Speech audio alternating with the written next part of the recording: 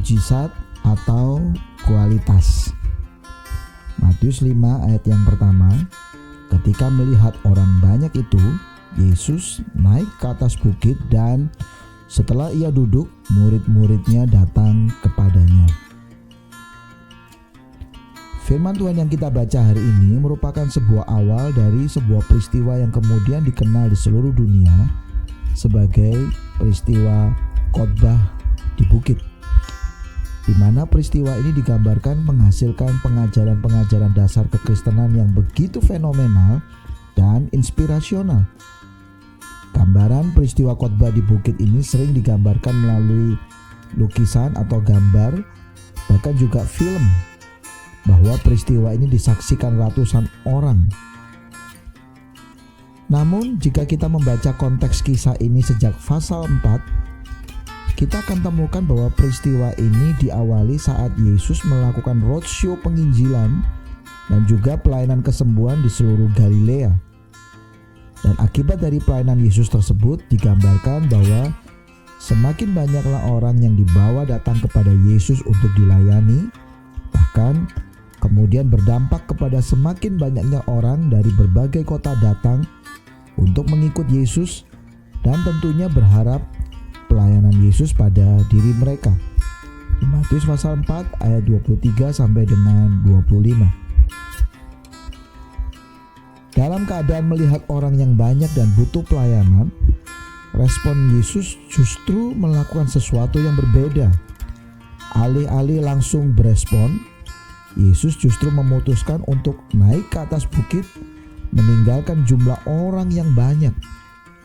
Alkitab bahasa Inggris menggunakan kata multitude people. Yesus naik ke bukit terlebih dahulu, dan kemudian saat itu hanya murid-muridnya yang disebutkan yang kemudian mengikut Yesus naik.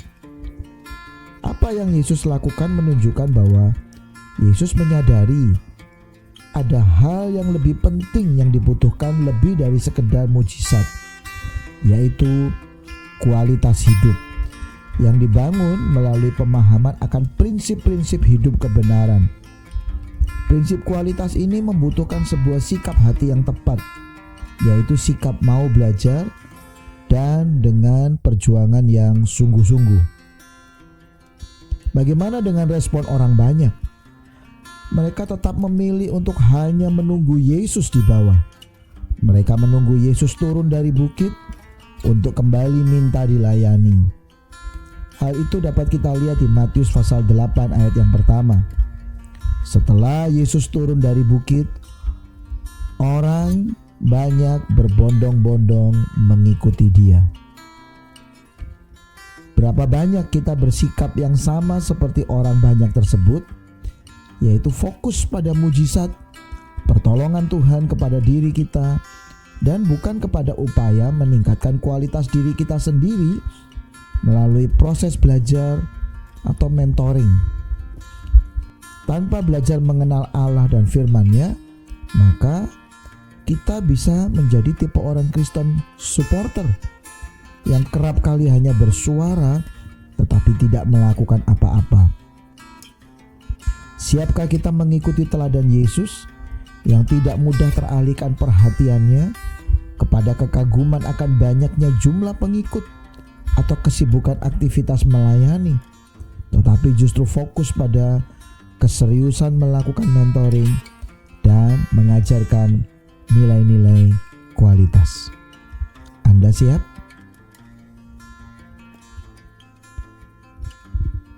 Mujizat terbesar bukanlah karena kesembuhan atau kebangkitan dari kematian, melainkan perubahan kualitas hidup kita.